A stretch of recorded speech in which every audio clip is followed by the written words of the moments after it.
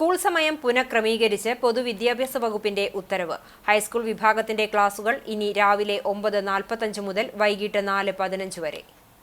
High school വിഭാഗത്തിലെ ക്ലാസുകൾക്ക് വെള്ളിയാഴ്ച ഒഴികെയുള്ള പ്രവൃത്തി ദിനങ്ങളിൽ 30 മിനിറ്റ് അധിക പ്രവൃത്തി സമയം നിശ്ചയിച്ച് പൊതുവിദ്യാഭ്യാസ വകുപ്പ് ഉത്തരവിട്ടു. ഇതുപ്രകാരം രാവിലെ 9:45 മുതൽ വൈകിട്ട് 4:15 വരെയാകും പ്രവൃത്തി സമയം. 8 പിരീഡുകൾക്കുമുള്ള സമയമാണ് നിശ്ചയിച്ചിട്ടുള്ളത്. രാവിലെയുള്ള 2 പിരീഡുകൾ 45 മിനിറ്റ് വീതമാണ്.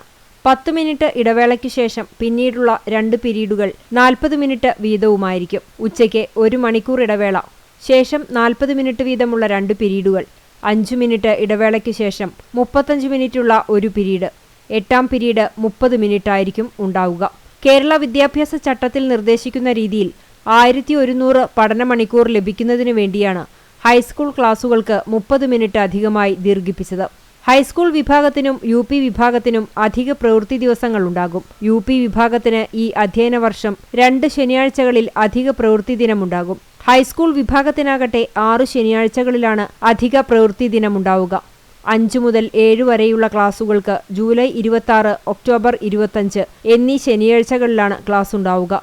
8 മുതൽ 10 വരെ ക്ലാസുകൾക്ക് ജൂലൈ 26, ആഗസ്റ്റ് 16, ഒക്ടോബർ 4, ഒക്ടോബർ 25, ജനുവരി 3, ജനുവരി 31 എന്നീ ശനിയാഴ്ചകളിലായാണ് അധിക ക്ലാസ് ക്രമീകരിച്ചിട്ടുള്ളത്.